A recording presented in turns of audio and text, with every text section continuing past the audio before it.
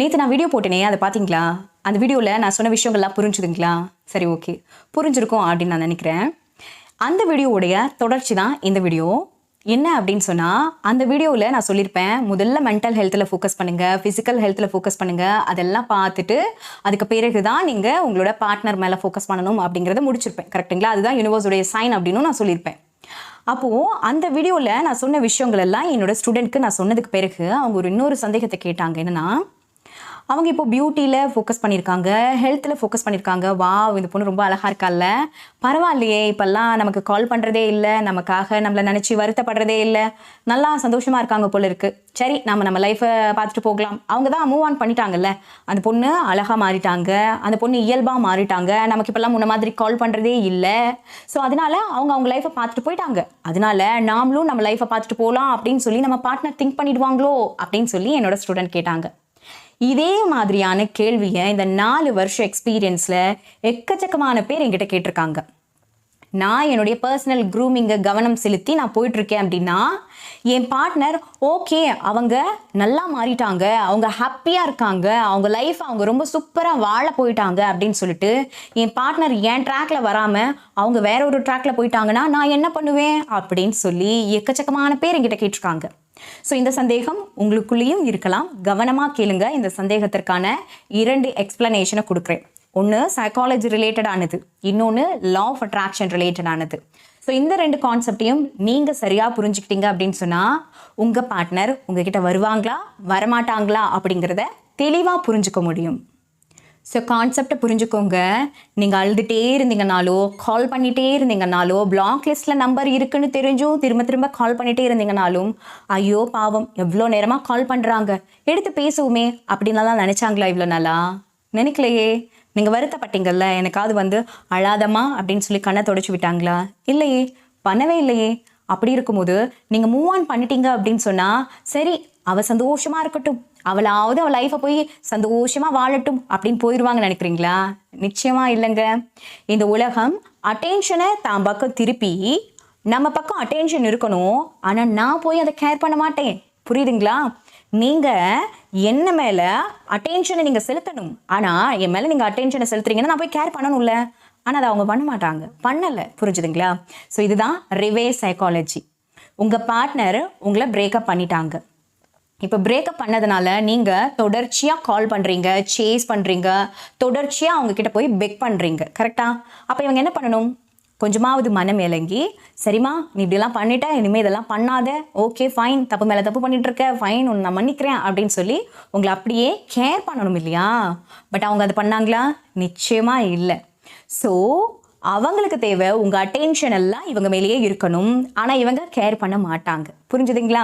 So இப்படி இருக்கிறதுனால தான் அட்டென்ஷன் சீக்கிங் பிஹேவியர் அப்படிங்கிறது சைக்காலஜிக்கலாக மிகப்பெரிய ரெட் ஃப்ளாகாக ஃபிக்ஸ் பண்ணியிருக்கோம். ஸோ இது போல் அட்டென்ஷன் சீக்கிங் பிஹேவியர் இருக்கிற ஒரு பர்சனை எப்படி மறுபடியும் நீங்கள் உங்கள் லைஃப்பில் கொண்டு வர முடியும்?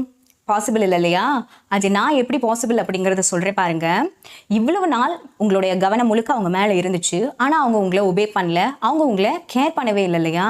அதனால இதுக்கப்புறம் நீங்கள் உங்களுடைய ஹெல்த்லேயும், உங்களுடைய வெல்த்லேயும், உங்களுடைய பியூட்டிலையும், உங்களுடைய கெரியர்லையும், உங்களுடைய பர்சனல் க்ரூமிங்லேயும் நீங்கள் ஃபோக்கஸ் பண்ணி அவங்க மேலே இருக்கக்கூடிய தாட்ஸை கொஞ்சம் கொஞ்சமாக குறைச்சிக்கிறீங்க அப்படின்னு சொன்னால், அப்போ அவங்களுக்கு என்னடா இவங்க முன்னாடிலாம் என்னை சேஸ் பண்ணிகிட்டே இருப்பாங்க, பெக் பண்ணிகிட்டே இருப்பாங்க, வந்து காம்ப்ரமைஸ் பண்ண ட்ரை பண்ணிகிட்டே இருப்பாங்க, இப்போல்லாம் ஒரு கால் கூட வரலையே அப்படின்னு சொல்லி ரிவர்ஸ் சைக்காலஜி அப்ளை ஆகி ட்ரிகர் ஆகி அவங்க உங்களை காண்டாக்ட் பண்ணுறதுக்கு பாசிபிலிட்டிஸ் இருக்குது. ஆனால் அதை விட்டுட்டு நீங்கள் நான் கால் பண்ணலைன்னா அவங்க மூவ் ஆன் பண்ணிடுவாங்க அப்படின்னா அவங்க அவ்வளோ நல்லவங்களாம் கிடையாதுங்க. நீங்கள் கால் பண்ணலன்னா அவங்க ஓகே நீங்கள் நல்லா இருக்கீங்க, அவள் எங்கே இருந்தாலும் வாழ்க வளமுடன் அப்படின்னு சொல்லிட்டு அவங்க வாழ போயிடுவாங்க அப்படிலாம் நினைக்காதீங்க. நீங்கள் வரலன்னா மறுபடியும் உங்களை சேஸ் பண்ணி வருவாங்க. அதுதான் ரிவர்ஸ் சைக்காலஜி. நீங்கள் எல்லாம் என்ன நினச்சிட்டு இருக்கீங்கன்னா, நம்ம பார்ட்னர் ரொம்ப நல்லவங்க, நம்ம எங்கே இருந்தாலும் நல்லா இருக்கட்டும் அப்படின்னு சொல்லி அவங்க அப்படியே போயிடுவாங்கன்னு நினைக்கிறீங்க. அவ்வளோ நல்லவங்களாம் இங்கே யாரும் கிடையாது.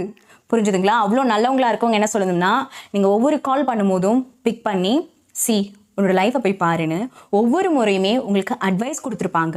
உங்கள் மேலே உண்மையிலேயே அக்கறை இருக்கிற ஒரு நபர் உங்களை எப்போவுமே காலை கட் பண்ணி விட்டு இக்னோர் பண்ண வச்சு ராத்திரி ஃபுல்லாக நீங்கள் கால் பண்ணாலும் கூட அவங்க அதை பிக் பண்ணாமல் உங்களை அலைய விட்டு வேடிக்கை பார்க்க மாட்டாங்க. புரிஞ்சுதுங்களா? இதெல்லாம் என்ன நடக்குது? எனர்ஜி ஹண்டர்ஸ் பண்ணுற வேலை. கரெக்டு தானே? ஸோ இப்போது நீங்கள் எனர்ஜி ட்ரைன் ஆகி அழுதுகிட்டே இருப்பீங்க, வருத்தப்பட்டே இருப்பீங்க. ஆனால் உங்கள் பார்ட்னர் எந்த விதத்துலையும் கேர் பண்ணியிருக்கவே மாட்டாங்க. ஸோ அதனால் நீங்கள் ஹெல்த்தியாக வாழ போனீங்கன்னா அவங்க உங்களை அப்படியே விட்டுட்டு ஓகே ஹெல்த்தியாக வாழட்டும் அப்படின்லாம் விட மாட்டாங்க. நீங்கள் ஹெல்த்தியாக வாழும்போது தான் மறுபடியும் அவங்க உங்களை தேடி வர ஆரம்பிப்பாங்க. ஸோ இப்போ நீங்கள் என்ன பண்ணணும்? ஹெல்த்தியாக வாழ ஆரம்பிக்கணும். நீங்கள் சந்தோஷமாக வாழும்போது தான் அவங்க உங்களை தேடி வருவாங்க. ஐயோ பாவம் கஷ்டப்பட்டுட்டு இருக்காங்கன்னு இவ்வளோ நாள் வரல, நீங்கள் இதுக்கப்புறமும் கஷ்டப்பட்டுட்டு இருக்க மாதிரியே காமிச்சுக்கிட்டீங்கன்னா அவங்க வரவே மாட்டாங்க. ஸோ இப்போ நான் தெளிவாயிட்டேன், நான் ஹாப்பியாக வாழ்ந்துக்கிட்டு இருக்கேங்கிறத காமிச்சாதான் உங்கள் பார்ட்னர் உங்கள் மேலே அட்டென்ஷனை திருப்புவாங்க.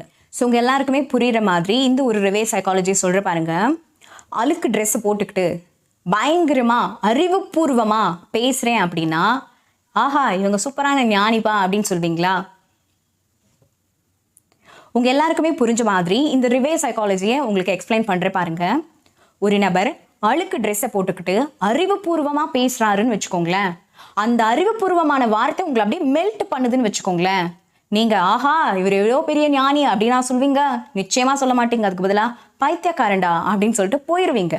அதுவே நல்லா பியூரான ஒயிட் ஷர்ட்டை போட்டுட்டு நல்ல ஒரு ஜிப்பாவை போட்டுட்டு அப்படியே பியூராக பார்க்குறதுக்கே தகன்னு ஒயிட் கலர் ட்ரெஸ்ஸில் அப்படியே உட்காந்துட்டு மெடிடேஷன் பண்ணிட்டு இருந்தா எந்த அறிவுபூர்வமான பேச்சுமே தேவையில்லை. கரெக்டு தானே? அவர் அப்படியே பேசணும், உங்களெல்லாம் இம்ப்ரெஸ் பண்ணணும், உங்களை அப்படியே மெல்ட் பண்ணணும் அப்படின்லாம் அவசியமே இல்லை. அவர் அப்படியே தகன்னு உட்காந்துட்டு மெடிடேஷன் பண்ணிட்டு இருந்தாலே இவர் தான்ப்பா ஞானி அப்படின்னு நினைக்கிறீங்கல்ல? எஸ், புரிஞ்சுக்கோங்க. அழுக்கு அப்படிங்கிறது தான் உங்களுடைய நெகட்டிவிட்டி. நீங்கள் அழுதுட்டு இருக்கீங்க, கவலைப்பட்டுட்டு இருக்கீங்க, அவங்களுக்காக கேர் எடுத்துகிட்டே இருக்கீங்க, அவங்களுக்காக போராடிட்டே இருக்கீங்க. கரெக்டுங்களா? ஆனால் கேர் பண்ணாமல் நீங்கள் பாட்டுக்கு இருந்தீங்கன்னா எப்படி ஒயிட் ட்ரெஸ்ஸை போட்டுட்டு அப்படியே பார்க்கும் போதே பொன்னிறத்தில் அப்படி நீங்கள் இருந்தீங்கன்னா அதுவாகவே தானாக வந்து நீங்கள் தான் மகான் அப்படின்னு ஒத்துக்குவாங்க. கரெக்டாக? ஸோ நான் என்ன சொல்கிறேன் அப்படின்னா புரிஞ்சுக்கோங்க, இதுதான் உலகத்துடைய ரிவர்ஸ் சைக்காலஜி. ஸோ நீங்கள் ஃபர்ஸ்ட் ஆப்ஷனை சூஸ் பண்ண போகிறீங்களா இல்லை ரெண்டாவது ஆப்ஷனை சூஸ் பண்ண போகிறீங்களா? அழுக்கு ட்ரெஸ்ஸை போட்டுட்டு நீங்கள் அறிவுபூர்வமாகவே பேசினாலும் உங்களை பார்த்து ஜோக்கர் மாதிரி தான் பார்ப்பாங்க. புரியுதுங்களா? ஆனால் எனக்கு எல்லாமே தெரிஞ்சாலும் தெரியலனா கூட சம்டைம்ஸ் வந்து பொன்னிற ட்ரெஸ்ஸில் அப்படியே உட்காந்துட்டு இருந்தோன்னா ஞானின்னு ஒத்துக்குவாங்க. அவங்கள தான் எல்லாரும் தேடி போவாங்க. கரெக்டு தானே? ஸோ நான் என்ன சொல்கிறேன் அப்படின்னா இந்த ஃபார்முலாவை தான் உங்கள் பார்ட்னர்கிட்ட நீங்கள் அப்ளை பண்ணணும். அடுத்தது இப்போ இதை நீங்கள் வந்து சைக்காலஜி புரிஞ்சிருப்பீங்க, இது ரிவர்ஸ் சைக்காலஜி. ரெண்டாவது லா ஆஃப் அட்ராக்ஷன் படி இங்கே என்ன நடக்குது அப்படிங்கிறத எக்ஸ்பிளைன் பண்ணுறேன். ஸோ லா ஆஃப் அட்ராக்ஷன் படி ஒரு மனுஷன் தனக்குள்ள பயங்கரமான அழுத்தத்தை வச்சுட்டு மனக்கவலையோடையும் மனவேதனையோடையும் உட்கார்ந்துட்டு இருந்தாங்க அப்படின்னு சொன்னால் அவங்களோட லைஃப்பில் நெகட்டிவான விஷயங்கள் தான் போய் அட்ராக்ட் ஆகும். யாருமே வந்து பார்க்க மாட்டாங்க, யாருமே கேர் பண்ண மாட்டாங்க. உங்கள் பார்ட்னர் ஓ அவங்களுக்கு ஆக்சிடென்ட் ஆச்சா, சரி அப்படின்னு ஒரு இன்ஃபர்மேஷன் மாதிரி கேட்டுட்டு காலை கட் பண்ணி வச்சுருவாங்க. ஐயோ என்ன சொல்கிறீங்க, நான் வர்றேன், என்னது ஆக்சிடென்ட்டா அப்படின்லாம் அவங்க பேச மாட்டாங்க. புரிஞ்சுதுங்களா? ஸோ அதனால லா ஆஃப் அட்ராக்ஷன் படி நீங்கள் நெகட்டிவாக ஃபீல் பண்ணிட்டு இருக்கிற வரைக்கும் உங்கள் பார்ட்னர் வரவே மாட்டாங்க. லா ஆஃப் அட்ராக்ஷன் படி நீங்கள் முதல்ல மன அளவில் பாசிட்டிவாக ஃபீல் பண்ணிங்கன்னா மட்டும்தான் உங்கள் பார்ட்னர் உங்களை தேடி வருவாங்க. ஸோ இப்போ நீங்கள் நெகட்டிவாக ஃபீல் பண்ண போகிறீங்களா இல்லை பாசிட்டிவாக ஃபீல் பண்ண போகிறீங்களாங்கிறது உங்களுடைய கையில் மட்டும்தான் இருக்குது, வேறு யாருடைய கையிலுமே இல்லை. இவ்வளோதான், வெரி சிம்பிள். ரிலேஷன்ஷிப்பை அட்ராக்ட் பண்ணவே முடியாது லா ஆஃப் அட்ராக்ஷன் வச்சு அப்படிலாம் நிறைய பேர் சொல்கிறாங்கல்ல, அதெல்லாம் முற்றிலும் பொய்யானது. So law of attraction use பண்ணி எல்லா விஷயத்தையும் அட்ராக்ட் பண்ண முடியும் ஒன்றை தவிர அப்படின்னு நீங்கள் கேள்விப்பட்டிருப்பீங்க, அதுதான் ரிலேஷன்ஷிப். ரிலேஷன்ஷிப்பை தவிர மற்ற எல்லாத்தையும் லா ஆஃப் அட்ராக்ஷன் மூலமாக அட்ராக்ட் பண்ண முடியும் அப்படின்னு நிறைய பேர் சொல்கிறாங்க இல்லையா, நிறைய பேர் புக் எழுதிருக்காங்க இல்லையா, அது ஒரு மித் அப்படின்னு தான் நான் சொல்லுவேன். ஏன் அப்படின்னா நமக்கு சப்கான்ஷியஸ் மைண்டுன்னு ஒன்று இருக்கா, அப்போ அது நமக்கு மட்டும்தான் இருக்கா, இன்னொரு மனுஷனுக்கு இல்லையா? அப்போது ரெண்டு சப்கான்ஷியஸ் மைண்டுக்கும் கனெக்ஷனை ஈஸியாகவே கொண்டு வர முடியும். அதற்கு நம்ம தெரிஞ்சு வச்சுக்க வேண்டியது முழுசாக தெரிஞ்சு வச்சுக்கணும், சும்மா அரைக்குறையாக தெரிஞ்சு வச்சுக்கிறதுலாம் வேண்டாம். ஃபர்ஸ்ட் ஒன் சைக்காலஜி, அதுலேயும் ரிவர்ஸ் சைக்காலஜி, டார்க் சைக்காலஜி, இதை பற்றிலாம் தெரிஞ்சுக்கணும். ரெண்டாவது லா ஆஃப் அட்ராக்ஷன், ஈர்ப்பு விதி, பிரபஞ்சம்னா என்ன, பிரபஞ்சத்துடைய ரோல் என்ன, பிரபஞ்சம் என்ன மாதிரியான இடங்கள்ல எப்படியெல்லாம் ரோல் ப்ளே பண்ணுது அப்படிங்கிறத தெரிஞ்சுக்கணும். ஸோ இது ரெண்டுத்தையும் தெரிஞ்சுக்கிட்டீங்க அப்படின்னா உங்களுடைய பார்ட்னர் உங்கள் பக்கம் நிச்சயமாக வந்து சேருவார். சரி, ஓகே. இந்த லா ஆஃப் அட்ராக்ஷன் மித்து கிடையாது. லா ஆஃப் அட்ராக்ஷன் மூலமாக நிறைய விஷயங்களை அட்ராக்ட் பண்ண முடியும், இன்க்ளூடிங் ரிலேஷன்ஷிப்பை கூட அப்படிங்கிறத அதிகாரப்பூர்வமாக நான் இந்த புத்தகத்தில் நிறைய விஷயங்களை எழுதியிருக்கேன்.